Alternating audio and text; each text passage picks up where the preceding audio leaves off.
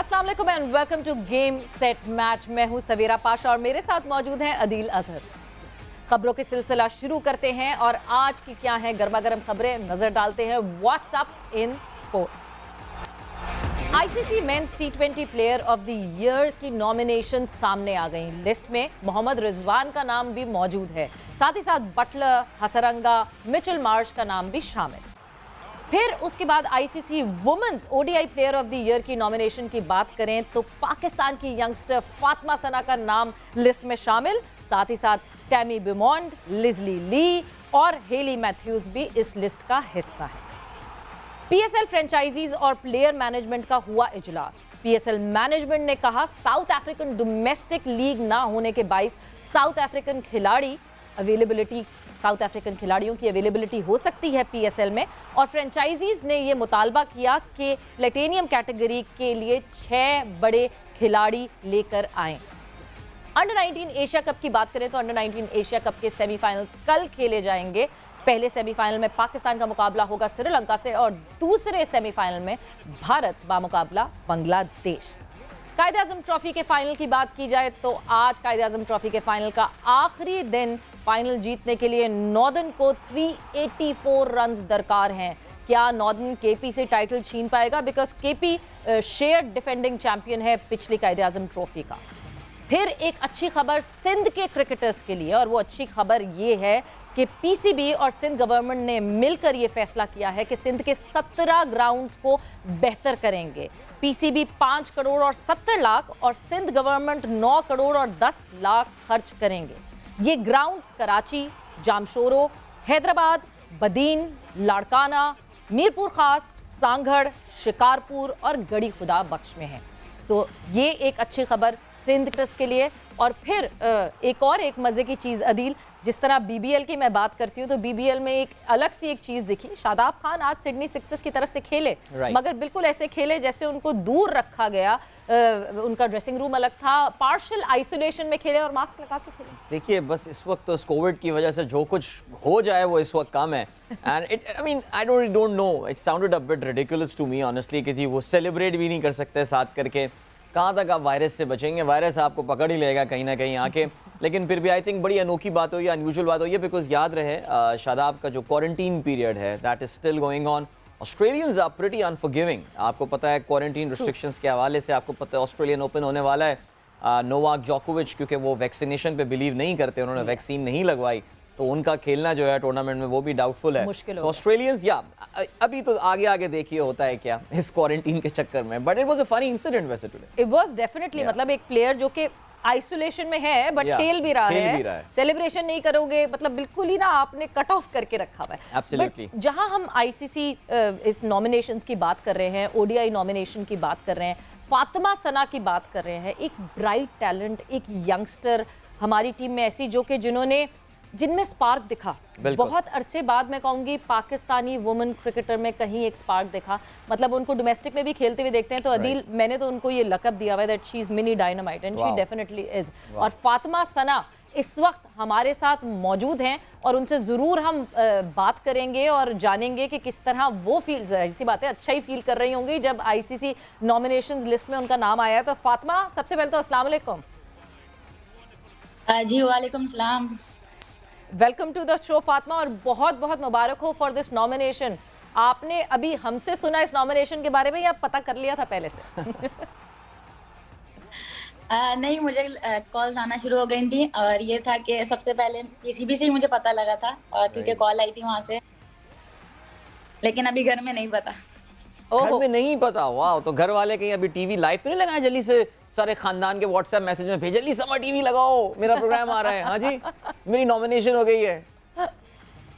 नहीं, मैं प्रैक्टिस पे थी, मैंने ये नहीं उनको बताया था। मैं यही था कि मैं घर जाके उनको ये चीज सरप्राइज दूं, और यही इसी वजह से मैंने नहीं बताया, लेकिन ये शो मैं जरूर दिखाऊंगी उनको। नहीं इंशाल्लाह। Fatima so early in her career, और ये देखें जीतना या हारना एक अलग बात है, लेकिन so early in your career आपकी नॉमिनेशन हुई है। दुनिया के बेस्ट वुमेन प्लेयर्स में से आप उस वक्त उनके साथ कतार में खड़ी हुई हैं। पाकिस्तान के लिए बहुत फ़ख्र की बात है ये। और फातिमा कैसा फील है? ज़रा खुशी का तो एक समा होगा, एक आपके होगी, लेकिन जो पहली बार क्रिकेट बैट उठाया होगा, और मैदान आई होंगी खेलने। कैसे स्टार्ट हुआ ये सफ़र, कैसे हुआ अब यहाँ तक आप माशाल्लाह पहुँची हैं? बहुत सारी कामयाबी की मंजिलें आपको और भी आगे देखती हैं, लेकिन कुछ आगाज़ के बारे में बताइए, क्रिकेट का ये सिलसिला कैसे शुरू हुआ? जी, मेरी क्रिकेट ऐसे स्टार्ट हुई थी जैसे लड़कों की स्ट्रीट क्रिकेट स्टार्ट होती है और वो सब अपने साथ दोस्तों के साथ खेलते हैं, तो मेरा भी यही था कि मैंने स्ट्रीट से स्टार्ट लिया था और अपने भाइयों के साथ खेल के स्टार्ट लिया और उनके साथ गली में खेला और वहाँ पे उनके दोस्तों के साथ खेला। कभी-कभी ऐसा भी होता था कि उनके दोस्त वो होते थे कि नहीं ये इसको नहीं खिलाओ, ये नहीं खिलाओ, लेकिन भाई लोगों ने बहुत सपोर्ट किया कि ये खेलेगी तो हम खेलेंगे और ये सब वगैरह, वो चीज़ें बहुत ज़्यादा मोटिवेट करती थी। फातिमा, आइडियलाइज किसको किया था? मतलब जिस वक्त खेलना शुरू किया कोई जहन में था हाँ जी मैंने इसके जैसा बनना है और मैं ऐसा बनूंगी? आइडियल कौन था आपका? लड़कों में अगर हो तो जेम्स एंडरसन को मैंने स्टार्टिंग से ही फॉलो करना शुरू कर दिया था और वुमेन्स क्रिकेट में सना मीर को बहुत ज़्यादा फॉलो किया था। बस यही था कि उनकी तरह अचीवमेंट हासिल करनी है। और आई थिंक बेस्ट फिगर आपके अगेंस्ट वेस्ट इंडीज़, आपने एक मैच में 5 खिलाड़ियों को आउट किया था। तो फिर उस वक्त कुछ ज़रा बताइए, क्या विकेट फेवरेबल थी या बस वो कहते ना कि बस आज मेरा दिन था तो बस मैं छा गई? कैसा रहा वो, क्या मैच था, उसके बारे में कुछ बताएं हमें। जी, विकेट ऑब्वियस सी बात है कि वेस्ट इंडीज़ में भी यही था कि फास्ट बॉलर्स को सपोर्ट कर रहा था, बॉल ग्रिप कर रहा था और स्टार्टिंग में ही कैप्टन ने और कोचेस ने आके बता दिया था कि ऐसे है, थोड़ा बॉल ग्रिप करेगा और ये सब होगा। तो फिर उसके बाद यही था कि एग्जीक्यूट करने की कोशिश करूं उसी प्लान को जो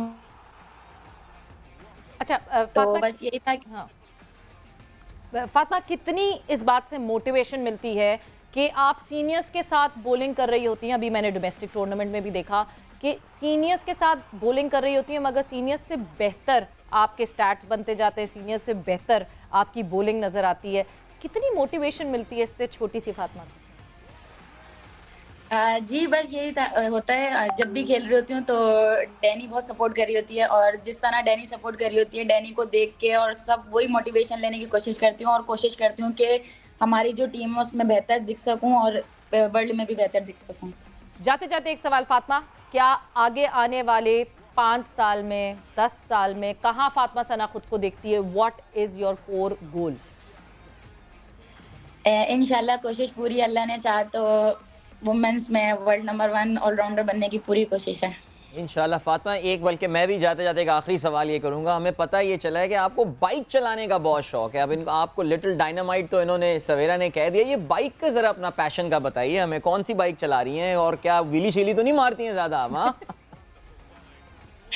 नहीं है, मुझे शौक था बाइक का, साइकिल का, कार का, इन चीज़ों का मुझे शौक है। तो मैंने अपने भाई को स्टार्टिंग में कह दिया था कि हम लोग सीखेंगे, बाइक सीखेंगे और फिर भाई ने भी कुछ नहीं बोला, भाई ने मुझे सिखाई भी और फिर अभी बस रिसेंटली छोड़िए बाइक चलाना, वरना पहले मैं आना जाना सब कुछ जो लेना हो करना हो सब कुछ वो बाइक पर ही होता था, लेकिन अब जाके थोड़ा छोड़ा है। मुझे अकेली बहन लग रही है, वैसे लग रहा है बहुत सारे भाइयों की एक बहन लग रही है। ऐसा ही है? नहीं, अल्हम्दुलिल्लाह 3 भाई और 3 करते हैं। चलो माशाल्लाह, very nice. But thank you Fatima, thanks a lot and congratulations. I hope कि ये बार लिस्ट में आपके नाम आते जाएं और सिर्फ नाम ना आए, अवार्ड भी आपको मिले। But congratulations once again. Thank you. All right जी, हमारे पास अभी एक ब्रेकिंग न्यूज़ भी आई है और आपको पता है कायदे-ए-आज़म ट्रॉफी का इस वक्त फाइनल जो है वो जारी है। अभी सवेरा जिक्र भी कर रही थी, केपी डिफेंडिंग चैंपियन, उनका मुकाबला नॉर्दर्न के साथ, और उसमें जो ब्रेकिंग न्यूज़ आई है, I think the find of this season is this young man name Huraira. Already आप हमारे इस प्रोग्राम में भी काफ़ी दफ़ा इनका नाम सुन चुके हैं और इसके अलावा जो इंपॉर्टेंट पॉइंट है वो ये कि हुरैरा ट्रिपल सेंचुरी स्कोर कर चुके हैं, सेकंड यंगेस्ट पाकिस्तानी प्लेयर बने ट्रिपल सेंचुरी, और अभी उन्होंने एक और रिकॉर्ड तोड़ दिया है and he has become the youngest player, सबसे ज़्यादा अपने डेब्यू सीजन में रन बनाने वाले प्लेयर, नॉट द यंगेस्ट, अपने डेब्यू डोमेस्टिक सीजन में सबसे ज़्यादा रन बनाने वाले, और 943 रन्स बना चुके हैं ऑलरेडी। आखिरी खबरें जो हमें आई थी, Huraira is still batting, so he is in the record zone right now and what a start of his first class career, माशाल्लाह, ब्रिलियंट स्टार्ट। और जिस तरह आप हुरैरा की बात कर रहे हैं, हुरैरा हमारे शो का हिस्सा भी बने थे, he was with us on video link, और जो थॉट प्रोसेस था ना Adeel, it was so impressive. मतलब जब मैंने उनसे पूछा कि यंगस्टर्स यूजुअली अब हैं थोड़े से कामचोर हो गए यंगस्टर्स ना, दे प्रेफर शॉर्टर फॉर्मेट, कम खेलें और कम खेलने में ज्यादा नाम हो जाए, ज्यादा पैसे मिल जाए। बट जब हुरैरा से हमने ये सवाल पूछा, he was so clear with it कि नहीं, जो लड़का रेड बॉल क्रिकेट में अच्छा करता है वो टेक्निकली साउंड होता है और वो सारे फॉर्मेट्स में बेहतर कर सकता है। So he was very clear about it. Absolutely. और मेरे ख्याल से मैंने भी परसों ये बात कह रहा था, आबिद के लिए हम दुआ गो हैं। ज़ाहिर है आबिद का एक रिहैबिलिटेशन का फेज़ होगा, लेकिन 8 टेस्ट मैचेस पाकिस्तान को खेलने हैं अगले साल अपनी होम कंडीशंस में, और अपना बहुत स्ट्रॉन्ग केस बनाया है यहाँ पे हुरैरा ने पाकिस्तान टीम में डेब्यू करने का। हमने वैसे कल बात की थी थोड़ा कच्चा तोड़ने के लिए पाकिस्तानी हम बदनाम हैं, लेकिन लग यही रहा है। I mean I am very excited about this talent, और ये बैटिंग करते हुए इनको अभी देखा भी, क्योंकि live cricket of course final आ भी रहा है। एंड कुडोज टू पीटीवी के उन्होंने टू पीसीवी सॉरी के उन्होंने जो है वो ये मैचेस आपको एचडी क्वालिटी में दिखा भी रहे हैं। और I think wonderful, I mean this is so exciting Savera, because cricket is so close to our heart. हमने अभी फातिमा को सुना, she is 20 years old, nominated for the world women player of the year, and then Huraira, a very bright talent. So future is looking bright for Pakistan cricket इंशाल्लाह। Future is in good hands. और फिर जब हम future की बात करते हैं और पीसीबी को क्रेडिट देने की बात करते हैं, तो जिस तरह एकदम से क्लैश हुआ पीएसएल और बीपीएल का, तो पीएसएल के फ्रेंचाइजीज भी जो हैं वो ज़रा खतरे में पड़ गए। वो भी सोचना शुरू हो गए कि हमें और भारी भरकम नाम चाहिए पीएसएल के लिए। तो इसलिए इजलास हुआ, आपको जो है वो हमने हेडलाइंस में बताया था कि पीएसएल फ्रेंचाइजीज और प्लेयर मैनेजमेंट का इजलास हुआ। उसकी कंप्लीट अपडेट क्या हुई, क्या डिस्कशन हुई, क्या बात हुई, कौन से प्लेटिनियम कैटेगरी के 6 खिलाड़ियों के लिए बात हो रही है कि कौन से वो बड़े नाम आने चाहिए, पूरी ये अपडेट, ये डिटेल हमारे नुमाइंदे हमारे साथ मौजूद हैं कादिर ख्वाजा। कादिर से जानते हैं। कादिर अस्सलाम वालेकुम। जी वालेकुम अस्सलाम। कादिर क्या अपडेट है, क्या हुआ पीएसएल फ्रेंचाइजीज प्लेयर मैनेजमेंट के दरमियान, और क्या अपडेट है, कौन से खिलाड़ी आने वाले हैं हमारे सामने? देखिए, जो सप्लीमेंट्री ड्राफ्ट हैं वो तो 7 जनवरी को होने हैं, और इस हवाले से 2 रोज कबल इजलास हुआ प्लेयर्स मैनेजमेंट कमेटी का, जो फ्रेंचाइजीज के हैं, और बाकी पीएसएल मैनेजमेंट का। तो पाकिस्तान क्रिकेट बोर्ड ने ये मौका इख्तियार किया था उस इजलास में कि मेज़ानसी लीग जो मुलतवी हो गई है, वो नहीं हो रही है अब जनूबी अफ्रीका की जो लीग है, उसके हवाले से जनूबी अफ्रीकी क्रिकेटर्स जो हैं उनकी अवेलेबिलिटी शो की है, और पाकिस्तान क्रिकेट बोर्ड ने यह भी कहा है उनको कि जनूबी अफ्रीका के क्रिकेटर्स जो हैं वो आ सकते हैं। तो इसलिए आप अपनी जो है वो दस्तयाबी इस हवाले से जनूबी अफ्रीकी क्रिकेटर्स जो है वो दस्तयाबी दे चुके हैं, लेकिन फ्रेंचाइजीज ने कहा कि उनको कोई इतराज नहीं है, और बड़ा खिलाड़ी आएगा तो पाकिस्तान सुपर लीग ही बेहतर होगी। और ये बड़ा मुस्बत एक बात है जिसपे फ्रेंचाइजीज राजी हुई हैं। तमाम तर फ्रेंचाइज ने फैसला किया कि जो पाकिस्तान क्रिकेट बोर्ड ने अवेलेबिलिटी शो करवाई है प्लेयर्स की, वो अच्छी साबित हो सकती है पीएसएल के हवाले से। तो इस हवाले से डेविड मिलर बड़ा नाम है, उसके हवाले से रबादा है। तो ये ऐसे जनूबी अफ्रीकी क्रिकेटर्स हैं जिनकी वजह से पाकिस्तान सुपर लीग 7 को 4 चांद लग सकते हैं।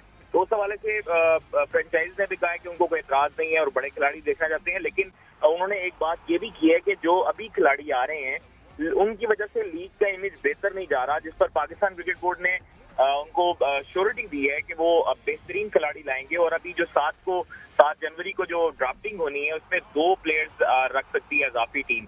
एक जो है गैर मुल्की खिलाड़ी रख सकते हैं, और एक डोमेस्टिक का प्लेयर रख सकते हैं, या 2 डोमेस्टिक के प्लेयर रख सकते हैं। तो अब देखना ये है कि जो फ्रेंचाइजीज हैं उन्होंने ये मुतालबा किया है कि जिस तरह प्लैटिनम कैटेगरी के बड़े प्लेयर्स होते हैं, उसी तरह के 6 खिलाड़ी जो फॉरेन प्लेयर्स हैं वो बेहतरीन खिलाड़ी हमें ला कर दें, ताकि Pakistan cricket board Pakistan super league जो सीजन 7 है वो अच्छे तरीके से नुमाया तौर पर नजर आए। देखिए, जो एमिरेट्स क्रिकेट लीग हो रही है वो भी काफी हद तक नुकसान पहुंचाएगी पाकिस्तान सुपर लीग सीजन 7 को, और बड़े जो प्लेयर्स हैं वो ईसीएल में एमिरेट्स क्रिकेट लीग में जाएंगे। तो देखिए, इंडियंस जो हैं वहां पर मोस्टली इंडियन फ्रेंचाइजीज जो आईपीएल में होती हैं वही परचेज कर रही हैं फ्रेंचाइजीज। तो पाकिस्तान सुपर लीग सीजन 7 जो है वो बड़ा इंपॉर्टेंस रखेगा 7 जनवरी को, क्योंकि बड़े खिलाड़ी उन्होंने अवेलेबिलिटी अब दिखाई है जनूबी अफ्रीका के क्रिकेटर्स ने। तो पाकिस्तान क्रिकेट बोर्ड चाहेगा कि तमाम अच्छे बड़े खिलाड़ी फ्रेंचाइजीज को दिए जाएं। बिल्कुल कादिर, बिल्कुल thank you Qadir, thanks a lot कि आपने जो है हमें इस तरह अपडेट किया। बट कट थ्रोट क्वेश्चन जो है वो पीएसएल के लिए हो गया है बिल्कुल, और अदील अच्छे प्लेयर्स आना ज़रूरी हैं। एक तरफ बीपीएल की डेट्स जो हैं वो पीएसएल के साथ क्लैश कर रही हैं, एक तरफ एमिरेट्स लीग की भी बात हो रही है, अभी वो भी एक घना बादल है जो कि मंडला रहा है पीएसएल के ऊपर। सो बहुत ज़रूरी है कि बड़े नाम आए। बट हम कंटिन्यू करेंगे इस डिस्कशन को, क्योंकि हम जाएंगे जल्दी से एक शॉर्ट ब्रेक पर और वापस आएंगे और इस डिस्कशन को यहीं से आगे बढ़ाएंगे।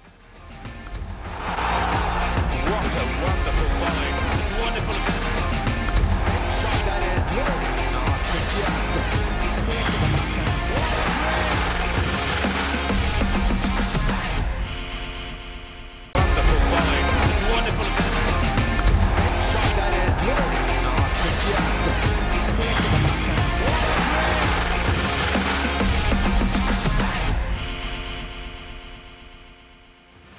Selector Pakistan cricket team Mohammad Wasim मेरे साथ मौजूद है। सबसे पहले तो वसीम अस्सलाम वालेकुम एंड वेलकम। वालेकुम अस्सलाम सवेरा, थैंक यू वेरी मच। और कांग्रेचुलेशंस, जिस तरह की परफॉर्मेंस रही वर्ल्ड T20 में टीम पाकिस्तान की, वाज ब्रिलियंट। मतलब अभी इस वक्त मैं कहूँ तो हम बहुत अच्छे कॉम्बिनेशन हमारा सेट हुआ हुआ है टीम का।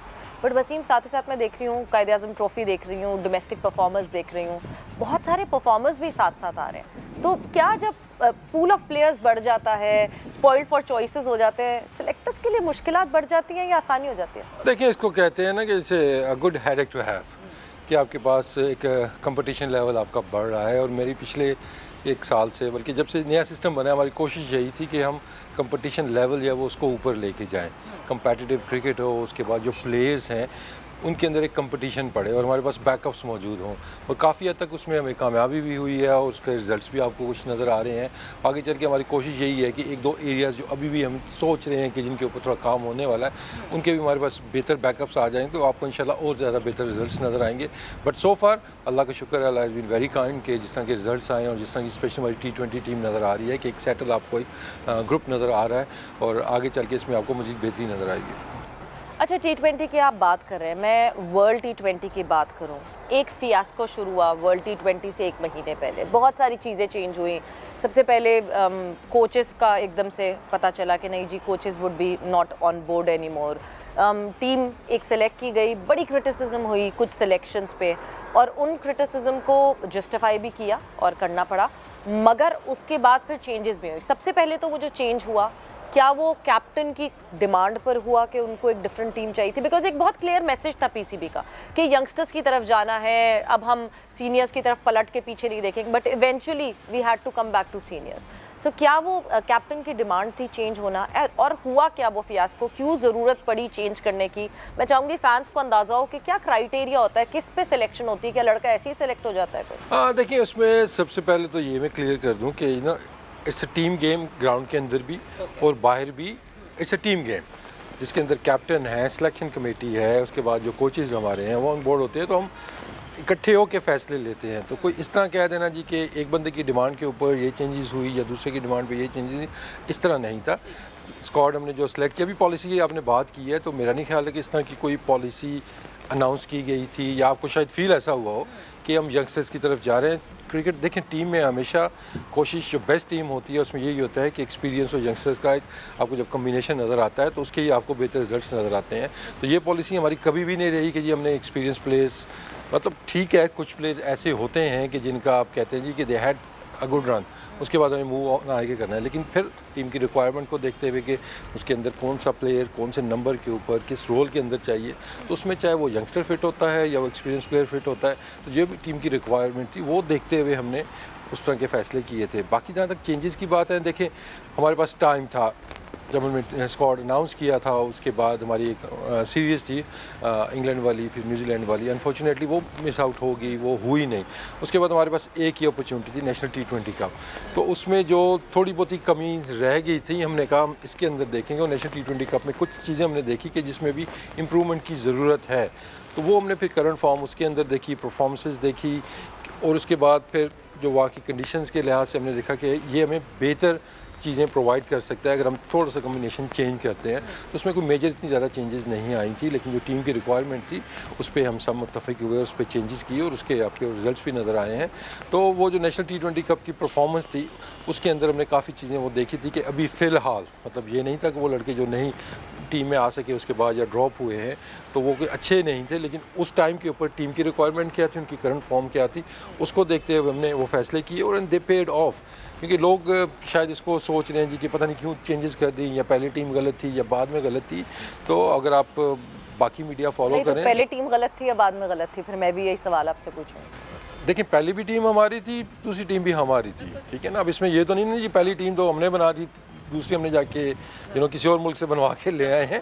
दोनों टीमें हमारी थी और उसके अंदर फिर मैं कहूँगा कि जो टीम की रिक्वायरमेंट थी, और बाकी मुल्कों ने, अगर आपने मीडिया फॉलो किया हो तो उन्होंने मिसाल भी दी थी पाकिस्तान की कि अगर वो चेंजेस कर सकते हैं तो बाकी टीमों ने जिनके रिजल्ट्स अच्छे नहीं आए तो उन्होंने चेंजेस क्यों नहीं किए हैं, स्पेशली जिन कंट्रीज़ की आप मिसालें देते हैं जी कि वहाँ के सिस्टम बड़े अच्छे हैं, तो उन्होंने ये हमारी चीज़ को फॉलो किया था कि यार इन्होंने चेंजेस की थी रिक्वायरमेंट के हिसाब से, तो वो भी ये चीज़ें कर सकते थे।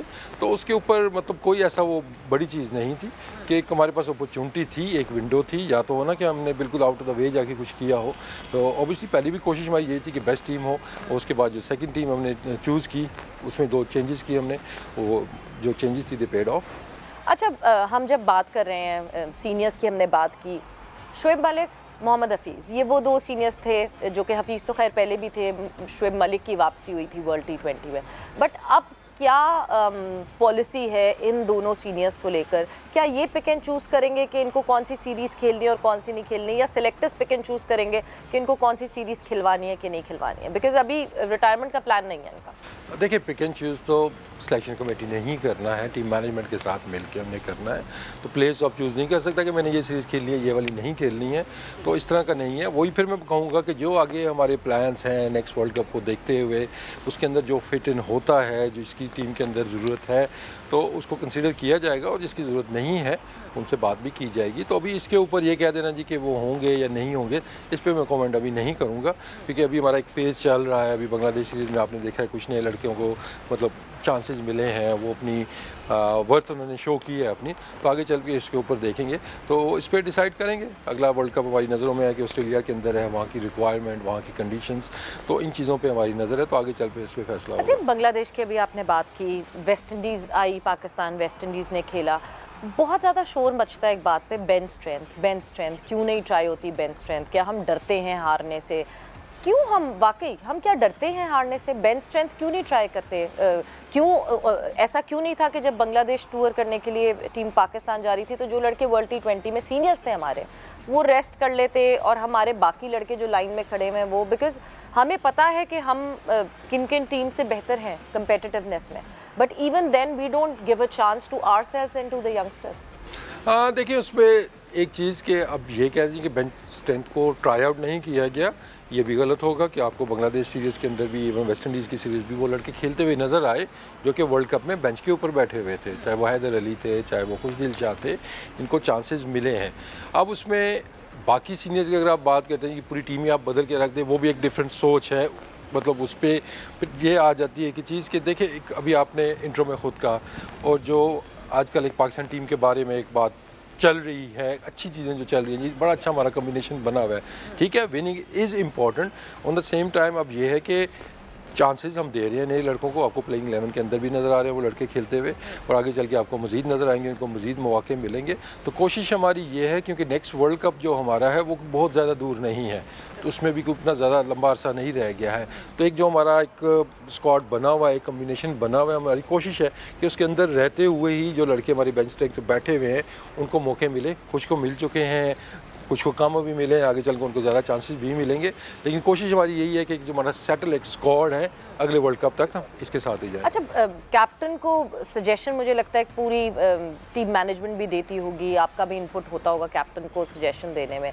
अभी आपने वर्ल्ड T20 की बात की, जो अगला हमारा वर्ल्ड T20 ऑस्ट्रेलिया में खेला जाएगा, क्या किसी ने बाबर को सजेस्ट किया कि he should not drop out of BBL और BBL खेलना चाहिए उनको, क्योंकि वो कैप्टन होंगे उस टीम के जो कि वर्ल्ड T20 में जाएगी, तो उनके लिए कितना इंपॉर्टेंट होगा ऑस्ट्रेलियन कंडीशन को एब्जॉर्ब करना सूनर?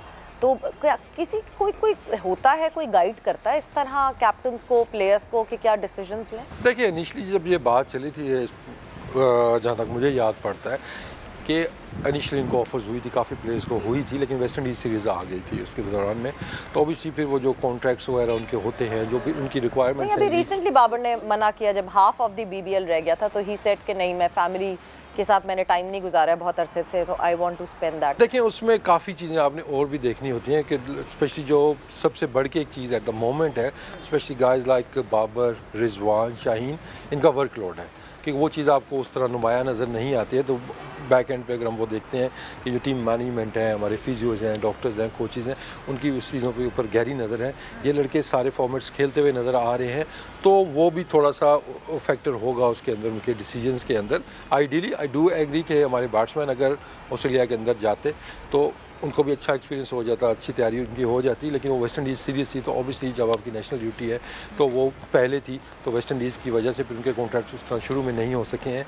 लेकिन ये जो चीज़ें हैं ये भी इंपॉर्टेंट है कि इनका वर्कलोड, स्पेशली बाबर, रिजवान, ये सारे फॉर्मेट खेलते हुए आ रहे हैं, शाहीन भी उसके अंदर आ जाता है।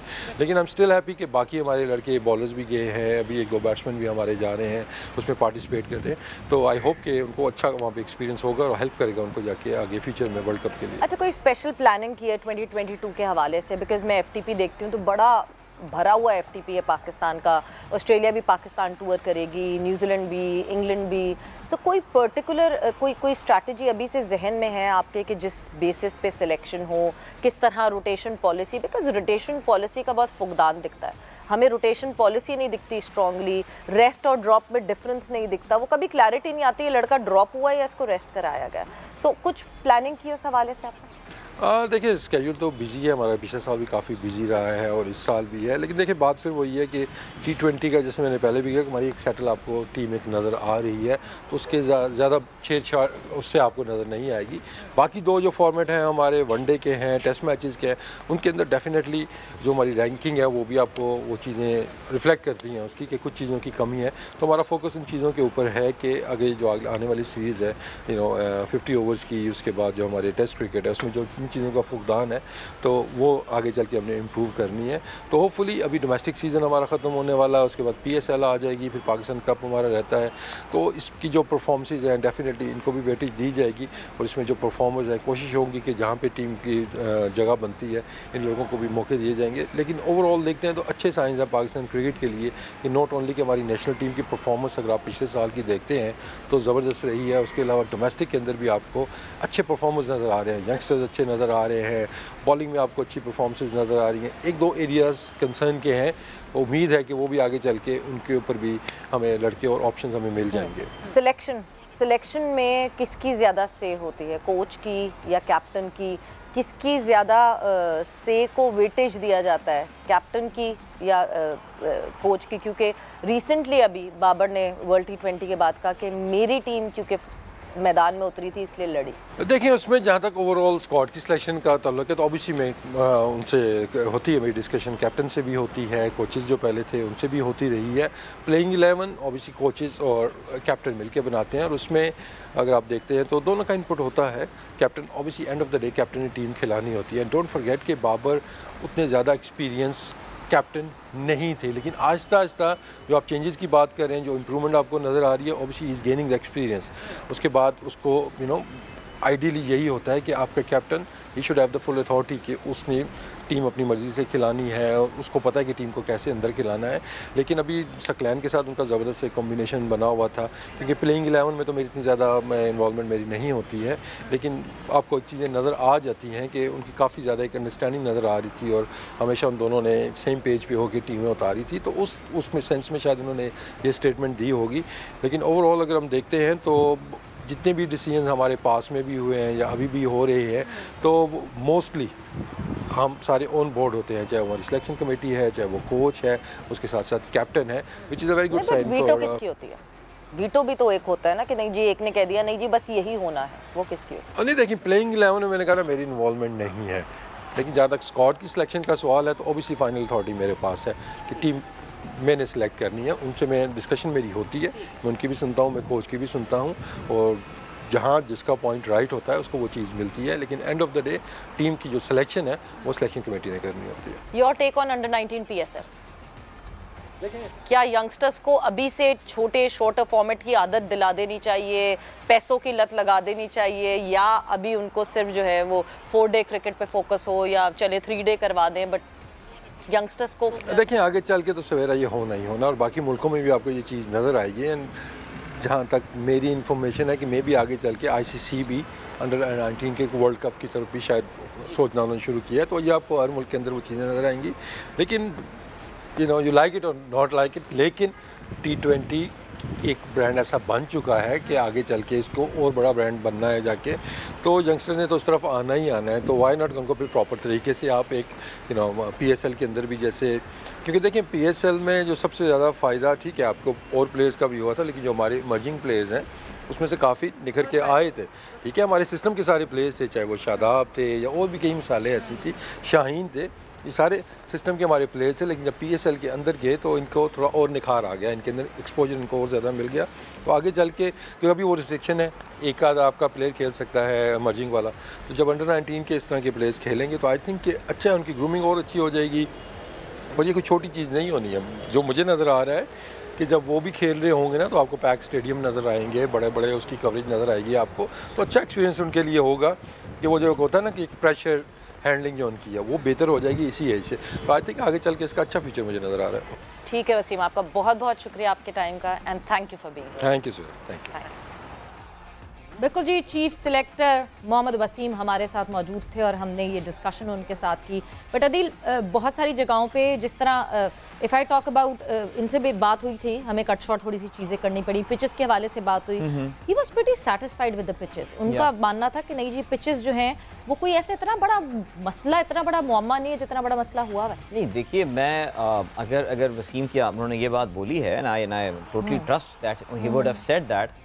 मैं उस स्कूल ऑफ थॉट से बिलोंग करता हूँ। देखिए, हमें अपनी स्ट्रेंथ्स पे खेलना है। फास्ट सीमिंग ग्रीन ट्रैक्स बना के हमने क्या हासिल कर लिया? एक बहुत बड़ा एक पैच आया है हमारी तारीख में, एक दहाई से ऊपर, जहाँ पे आपके पास I think Younis Khan was the before Babar, Younis Khan was the last great batsman that you had.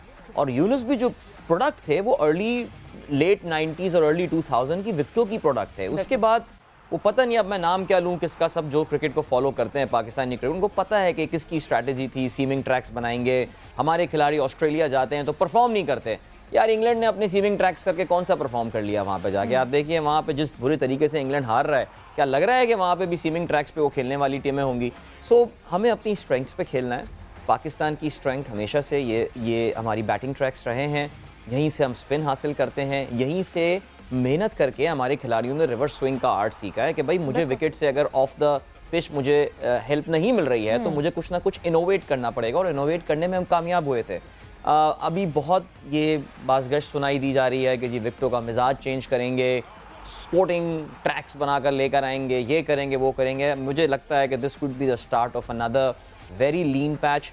देखिए अब सवेरा कितना कॉमन हो चुका था, आज से 5-6 साल पहले फेसबुक पे अचानक एक क्लिप वायरल हो जाया करता था, एक अननोन सा बॉलर जो है वो 1-1.5 मीटर की स्विंग करना शुरू कर देता था। कौन है वो? याद है कि आपको उन लोगों के नाम भी याद नहीं होंगे। वो होता क्या था, वो कंडीशंस इस तरह की आने लगी थी, आपने उनको ग्रीन ट्रैक्स बना के देना शुरू कर दिए थे, रोलर्स नहीं चलते थे वहाँ पे एंड ऑल। वहाँ पे जो मीडियोकर से बॉलर हुआ करते थे वो विकेटें ले रहे थे, और जो अच्छे बैट्समैन थे, देखिए फवाद आलम को मैं इसलिए बहुत बड़ा प्लेयर इस वजह से मानता हूँ कि उसने जिस टाइम पे रन स्कोर किए हैं पाकिस्तान की डोमेस्टिक क्रिकेट में, it was a very very tough time for the batsman. यानी ऐसी ट्रैक्स में जाके वो बंदा जो है वो सेंचुरियां जोड़ा करता था, which makes him such a big domestic player and now इंशाल्लाह will prove himself. So if Wasim is from that school of thought जो कहता है कि नहीं विकेट ठीक है, आई थिंक विकेट, मेरा भी यही ख्याल है, that should be the way forward for Pakistan cricket board. और जिस तरह हम इस वक्त कायदे-आज़म ट्रॉफी देख रहे हैं, मतलब आई बिलीव कि जब हम डोमेस्टिक की बात करते हैं,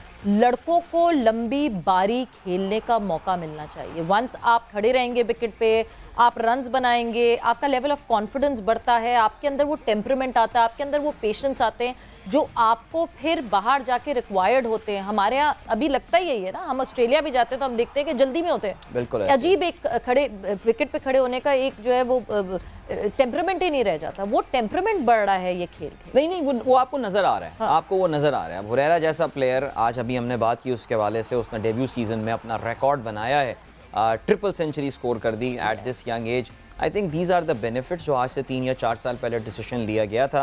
I am totally for that decision जो उस वक्त लिए गए थे।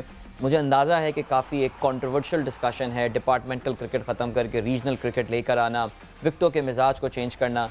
मैं ज़ाती तौर से ये समझता हूँ कि these were all steps taken in the right direction, जिसका बेनिफिट देखिए, this is not a switch on end of वाली चीज़ कि जी मैंने स्विच ऑन कर दिया और मुझे उसका फ़ौरन बेनिफिट आके नज़र नहीं।